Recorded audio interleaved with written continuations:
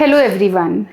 अगर दो लोग एक ही ब्रेकफास्ट करें, सेम इडली, सेम चटनी, सेम कैलोरीज, सेम क्वांटिटी, लेकिन एक ने 8 घंटे की नींद ली हो और दूसरे ने सिर्फ 5 घंटे की, तो क्या दोनों का बॉडी उस ब्रेकफास्ट को एक ही तरह हैंडल करेगा?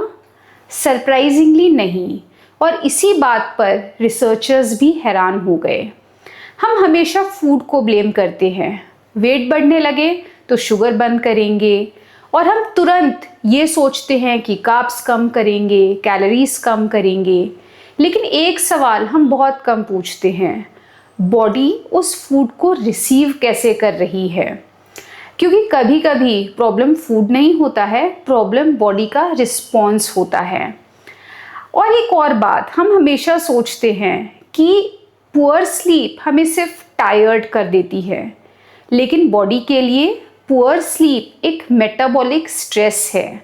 मतलब बॉडी को लगता है कि कुछ नॉर्मल नहीं चल रहा है, और जब बॉडी स्ट्रेस स्टेट में होती है तो मेटाबॉलिज्म भी बदलने लगता है। अब हम इंसुलिन को समझेंगे। सबसे पहले एक बात, इंसुलिन विलन नहीं है। इंसुलिन एक ज़रूरी हार्मोन है। सिंपल लैंग्वेज में इंसुलिन ब्लड में मौजूद ग्लूकोज को सेल्स के अंदर पहुंचाने में मदद करता है।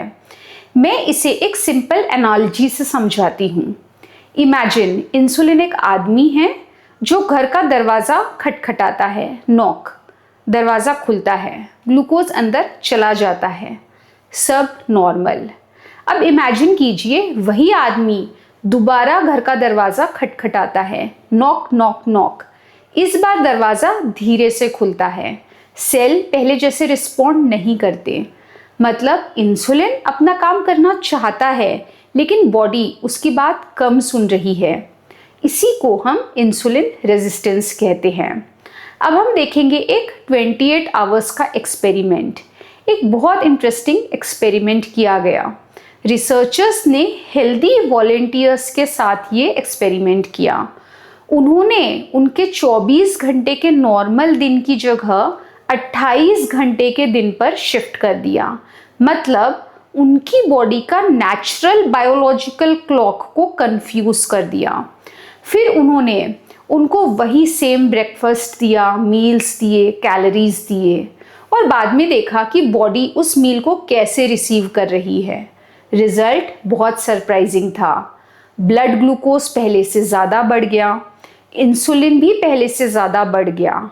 मतलब फूड नहीं बदला था, बॉडी की टाइमिंग बदल गई थी, और उसी वजह से मेटाबॉलिज्म भी अलग तरीके से बिहेव कर रहा था। अब रिसर्चर्स ने एक और सवाल पूछा, क्या सिर्फ कुछ दिन की पुअर स्लीप भी बॉडी को इंसुलिन के लिए सेंसिटिव बना सकती है? इस बार उन्होंने इंसुलिन सेंसिटिविटी मेजर करने के लिए गोल्ड स्टैंडर्ड टेक्निक यूज़ की। हेल्दी वॉलेंटियर्स को कुछ दिनों तक लगभग सिर्फ 5 घंटे सोने दिया। फिर इंसुलिन सेंसिटिविटी दोबारा मेजर की गई। रिजल्ट, बॉडी इंसुलिन के लिए नोटिसेबली कम रिस्पॉन्सिव हो गई थी। मतलब इंसुलिन वही था, लेकिन सेल्स उसकी बात पहली जैसे नहीं सुन रहे थे।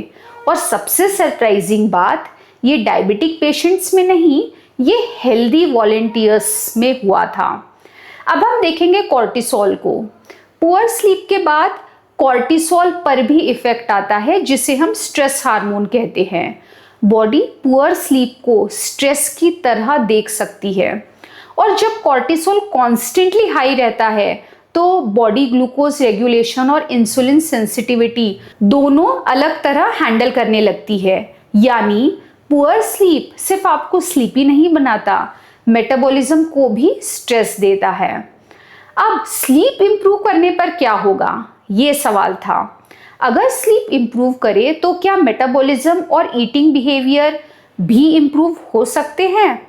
रिसर्चर्स ने ओवरवेट अडल्ट से कहा कि डाइट मत बदलो, एक्सरसाइज मत बदलो, बस थोड़ा ज़्यादा सोना है। एवरेज स्लीप लगभग 1 घंटा बढ़ी। और फिर क्या हुआ, लोगों ने नेचुरली कम कैलोरीज खानी शुरू की। उन्हें कैलोरी काउंटिंग नहीं सिखाई गई, उन्हें कोई डाइट प्लान भी नहीं दिया गया, बस स्लीप इंप्रूव हुई और ईटिंग बिहेवियर खुद बदलने लगा। मुझे ये फाइंडिंग बहुत पावरफुल लगी क्योंकि कभी कभी एपिटाइट को फोर्स से कंट्रोल करने की ज़रूरत नहीं पड़ती, बायोलॉजी को सपोर्ट करने की ज़रूरत पड़ती है। क्लिनिक में भी कभी कभी पेशेंट कहते हैं डॉक्टर मैं वही खा रहा हूँ, और सच कहूँ वो सच भी बोल रहे होते हैं, क्योंकि कभी कभी खाना वही होता है, बायोलॉजी बदल चुकी होती है। Sleep, stress, hormones, insulin sensitivity, ये सब मिलाकर डिसाइड करते हैं कि बॉडी उस फूड को कैसे रिसीव करने वाली है। इसीलिए अगर आप हेल्दी खाना खा रहे हैं, वॉकिंग कर रहे हैं, एक्सरसाइज भी कर रहे हैं, फिर भी एक्सपेक्टेड रिजल्ट नहीं मिल रहे हैं, तो सिर्फ प्लेट मत देखिए, एक बार पिलो भी देखिए। हम फूड को बहुत ध्यान से देखते हैं, कैलोरीज गिनते हैं, कार्ब्स गिनते हैं, प्रोटीन गिनते हैं, लेकिन एक सवाल हम बहुत कम पूछते हैं, मेरी बॉडी उस फूड को रिसीव कैसे कर रही है? क्योंकि कभी कभी फूड प्रॉब्लम नहीं होता है, बॉडी की बायोलॉजी प्रॉब्लम होती है। और शायद इसीलिए वेट लॉस के 3 पिलर्स हैं, डाइट, एक्टिविटी और स्लीप। क्योंकि ओबेसिटी सिर्फ कैलोरीज की कहानी नहीं है, बायोलॉजी की भी कहानी है। Thank you.